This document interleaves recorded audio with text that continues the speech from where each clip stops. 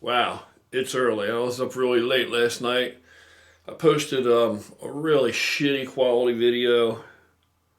If I realized how shitty it actually looked, but I stayed up till like 2 a.m., which is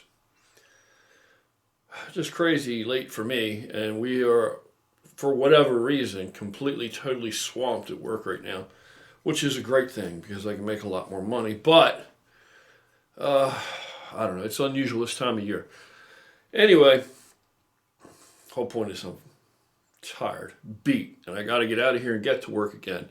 And this is our busiest time of the year, for all the shit that we're trying to do with the gorilla with the calls. Um, it's the real deal. It's not, what you see on the video is none of the real shit that we do that for you guys that are really down, I'm sure you would find it inspirational and even have pride in it. I do. If you saw a lot of what we actually do and accomplish in the real world, you would, and the time that's invested in it, the effort. I want to get that across somehow. I want to start to capture some of it and document some of it on film.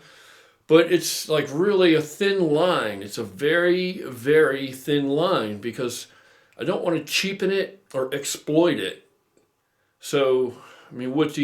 You go out and feed people. And let me tell you something. There are so many people hungry now and cold. Fucking, you know how cold it is outside? Here it was like 17, 16 degrees the other night. It's been down that low already. And, it's routinely below freezing. It's below freezing right this morning. But imagine being out there sleeping in that. And then you throw in some sleet and shit like we had the other night. That's pretty cold, man. So whatever, there are people out there that are always going to say something negative and they think the worst of everybody. Well, no matter what you think or what even these kind of people say, who in the hell is so cold and heartless that you can't have some empathy for somebody that would be out there in this weather just trying to stay the fuck alive? It's a mess. It's a mess. And some of the shit like blankets. So at one point I thought, well, it's probably a pretty good idea to get these people outfitted with some fucking blankets and shit, right? Because of the cold weather coming on. So that was one small mission. Let's see if we can get enough blankets together. But then, something I didn't consider, because I've never been in the situation, so I don't know exactly what it's like at all. They are routinely moved, away or to the side or out of sight, especially around holidays. See, this is another thing that happens around this time of year. People don't want to, the various municipalities, they don't want visitors coming into town and having to see the homeless people, the bums, which it fucking pains me to say that, to use that term, that adjective. But you give them blankets, man, they can't keep the blanket because they could be beaten up for the blanket, maybe stolen from them, or they don't have any means of, they're pushed around and always on the go, kind of like a nomadic, and it's too much shit to carry around. And when they come in and move them all out of an area, they want them to go and vacate that area, they take trucks in, I've seen it, and they fill the trucks up with everything they own, and they take it and haul it to the dump. They get rid of it. So that's their blankets, their whatever they've got, whatever makeshift shelter they have, fashioned together, if they're fortunate enough to have any, all their stuff. So, that's it. Wiped out, one full swoop. So I decided, maybe these blankets, what I'm trying to do now is I want to take a look at these, this is a fresh idea for me. The emergency blankets, the Mylar blankets, you know what I'm talking about?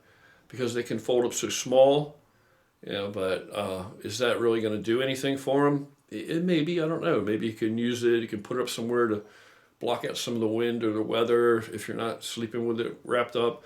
Anyway, these Mylar blankets, so that's the new thing. If any of you guys out there happen to have a job where you work someplace that manufactures something like that, or have access to like loads of these Mylar blankets.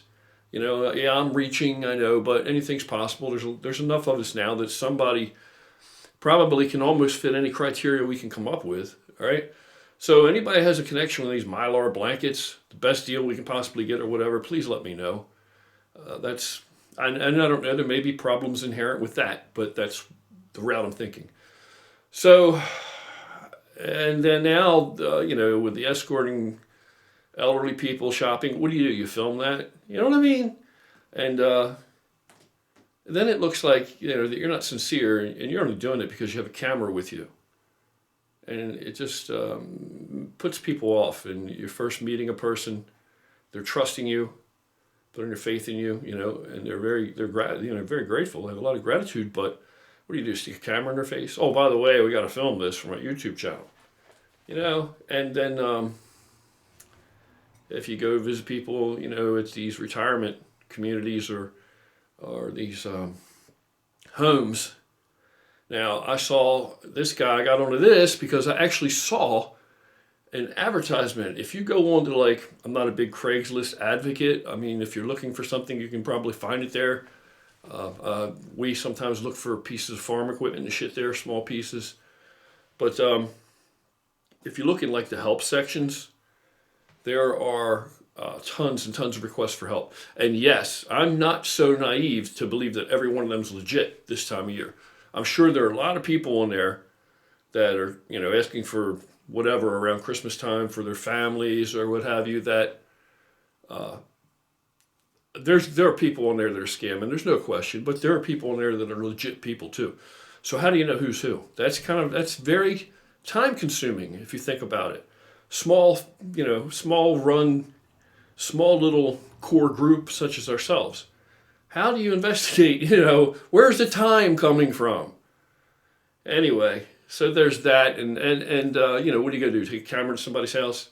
So tell us on camera, please, how bad has it been for you? You know what I mean? How did you get into these dire straits? And same thing with, like, you know, if you go to any of these hospitals, what are you going to do, drag a camera in there? So at one point, I absolutely would want to get some of it on film because I want to share with everybody, the whole gorilla family, which is what we are. I mean, let's face it, I've probably thrown, no exaggeration, I've probably thrown 1,000 people off of here. You know, because this is what these busters don't get. I don't give a shit about the numbers. Now, yes, it's awesome to think that there are so many of us that feel the same way and that care, that we not only share, you know, this fucking interest in common, whatever your interest is, whether you're CrossFit, whether you're, you know, a marathoner, or whether you're a powerlifter, strength athlete, bodybuilder, or play lacrosse, or whatever, whatever you find any of this information we share to be useful for, we have that in common, and that's great. But yeah, it's intensely motivational to me to see the numbers go up in our subscribers, you know, that have joined our family, and to realize that there's so many decent people out there, you know, that share our interests beyond that, you know, what we're really about. So that's awesome. So that, I love that. But at the same time, again, I'm not really naive. I mean, you know, I've been down a lot of roads. I'm an optimist. No fucking question. It's the only way to be. It's the only way to be. How else are you going to live? At some point, you got to ask yourself, you know, how long am I going to do this? Or am I going to start to look for that silver lining? If you ain't looking for it, you ain't going to see it. If you don't look up, if you ain't looking up, you ain't going to see a silver lining. Regardless of if there's one there or there's not. And maybe most often you find that there's not. But you know what? When there is one, you're never going to see it if you ain't looking up. All right? So, but as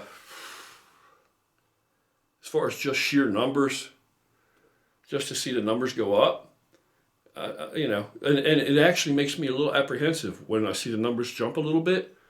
On one hand, I'm thinking, wow, we got some more good people. On the other hand, I'm thinking, let's wait for the other shoe to fall and see how many of these are busters, how many of these people are mistaken, how many of these people are in the wrong place. You know, and then somebody makes a comment like, you know, I'll put something up about escorting elderly around and all, and somebody puts a comment up there, fuck the elderly. And it's a subscriber. So, of course I got to ban a guy like that. You know what I mean? If he's serious, then he goes on to defend his position or to talk some more shit. He's got to go. He's got to fucking go. Doesn't belong here amongst us. Right? So, I have no problem with fucking tell them to go kick rocks. Let their clutch out, if they're in the wrong place. I don't want them.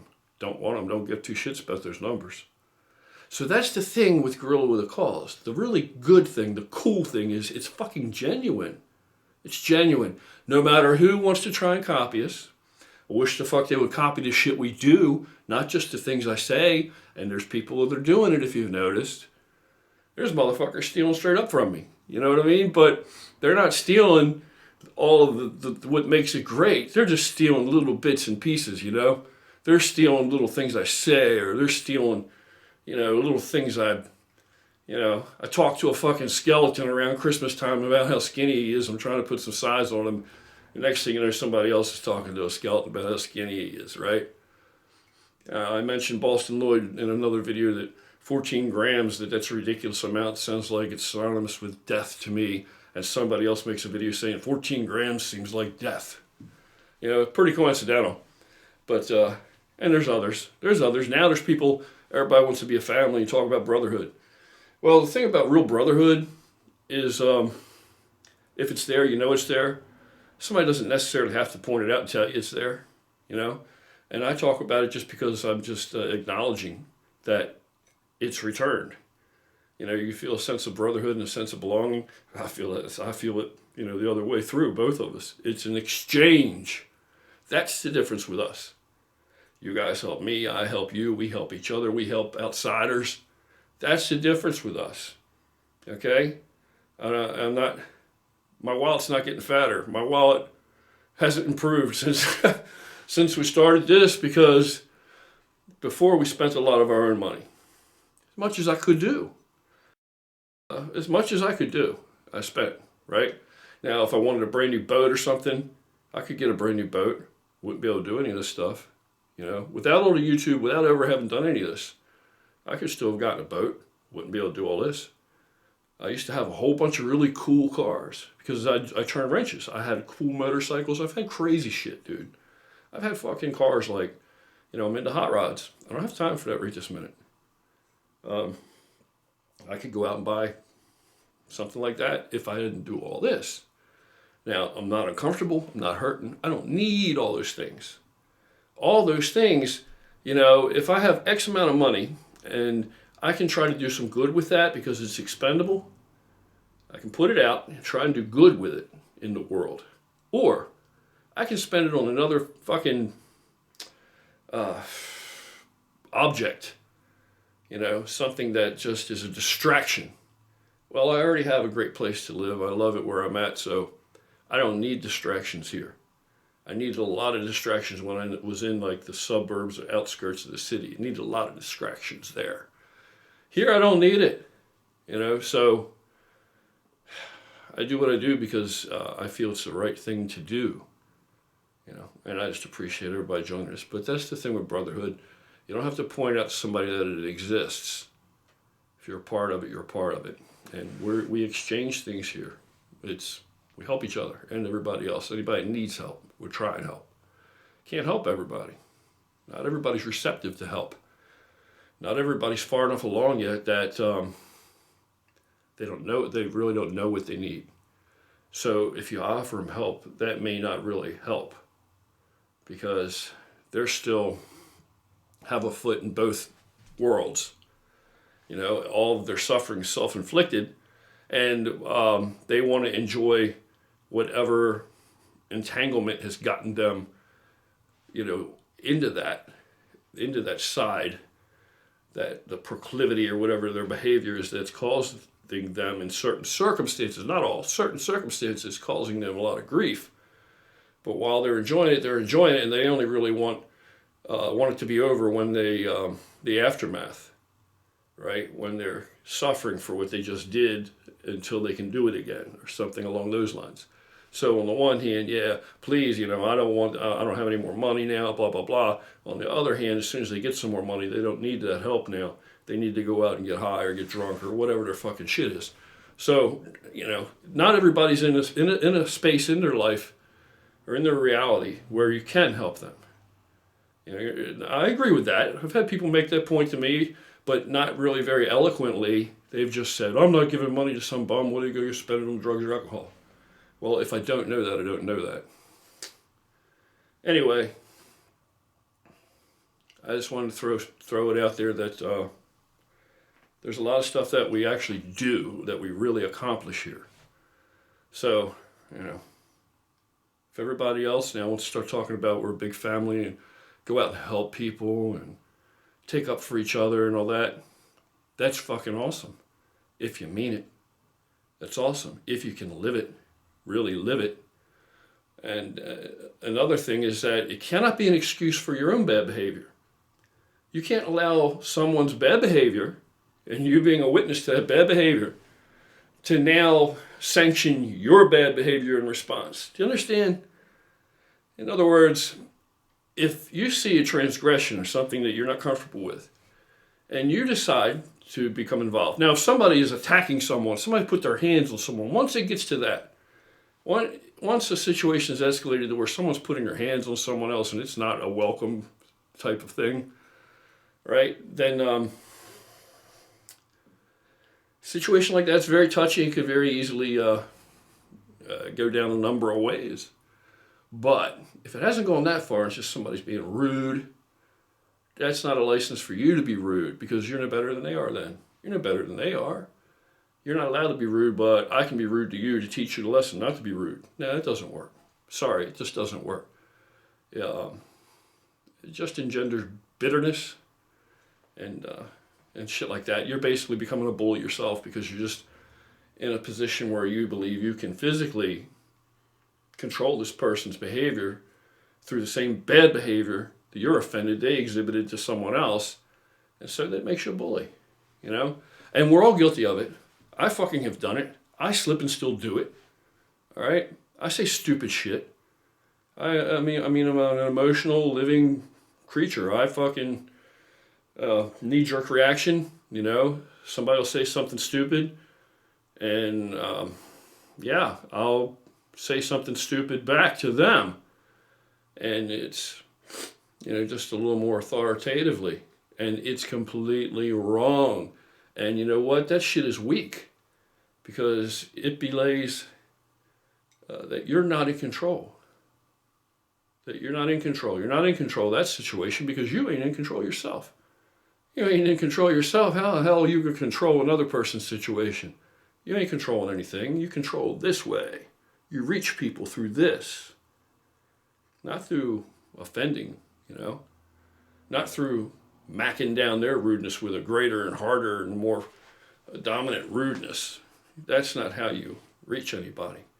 Because the whole point is you're not going to be around this rude person 24/7 like the little angel devil on their shoulder and this guy's telling them to be rude and you're over here, the little angel telling them you better not be, right? So you want the person to think about it. So usually the best thing that I do is, the best thing I can do when I do it is to look at the situation and understand there's something wrong with this person and that's why they behave that way. Give them that much regard as a human being, and they've probably been treated that way. Maybe they are currently being treated that way, and so that's how they treat other people when they can. Shit rolls downhill, and that's how a lot of people's mentality works. It's how they process this shit. Some people. So usually you're better off probably to explain to the person. And if your presence is enough that they're going to, take from that a little more than if the person they were insulting said it to them, then so be it. That's their perception. But you don't want to prove that perception true necessarily. You want to avoid that. You want to be polite and kind and compassionate. If you can do that in a situation where other people would become emotionally unstable, then you are in control. You're in control. You're the adult on the scene and you're in control. All right. But when somebody's out of line and you just are out of line with a greater ferocity, so you're going to straighten that shit out. That's not cool, and it is weak. In fact, it's weakness. And that's just another thing, one of many I need to work on. Probably a lot of people need to work on. I do it. Not putting anybody down for the shit. I fucking do it. And how often I do it, I'm ashamed to say. I probably do it, I don't know, maybe not that often to some people, but to me it's too often. I would say probably once every 4 or 5 weeks, maybe 6 weeks, maybe longer, maybe 3 months. Once every 3 months, maybe. There's stupid shit happens all around you. And it'll just be off the cuff, and I'll say something fucked up to somebody. And not because, they're just not bothering anybody, but because they are bothering somebody. And it's, and then you know what? I feel like a fucking asshole for it. And you know why? Because there have been people that I've gotten to know later on that's how the first contact was when we were introduced, is that maybe I explained something to them that they hadn't considered. And that actually curved them in to something more aligned with civility, and put them more in touch with their true essence, which that wasn't being reflected earlier. That was some fake ass fucking frail, damaged esteem shit, or perverted fucking perspective of esteem, something like that, understanding or whatever. So, so when I do slip like that, I think to myself, I'll see myself in the mirror when I get home and I'll look at myself and say, you know what, you are a fucking asshole.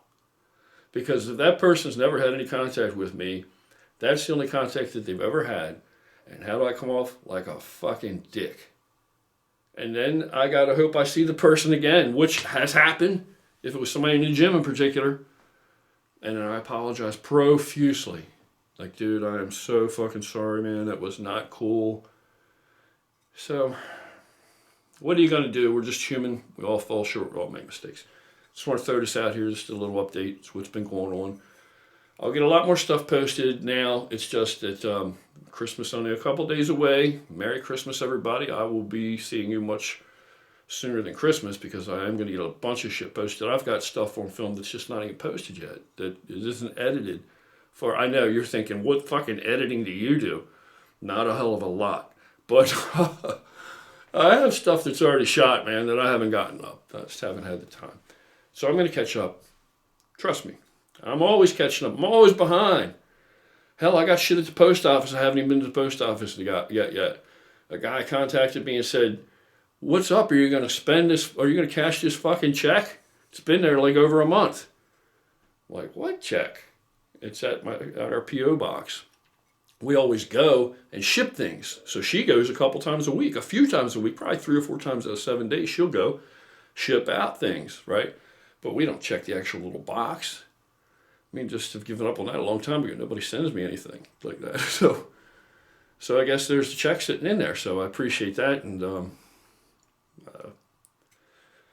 anyway, that's just how tight time is sometimes. You guys take care. Have a freaking awesome day. Got to go grind through another one. And there's already a ton of fucking work sitting there waiting for me. Big ass job I started yesterday afternoon, which would have been finished, and that would have been a hell of a payday for that one. But, in that short time span, because that's how I get paid. But I ran into some problems with it because of some fucked up parts. Anyhow, you guys take care. Have a frigging awesome day, and thank you for your understanding and your patience.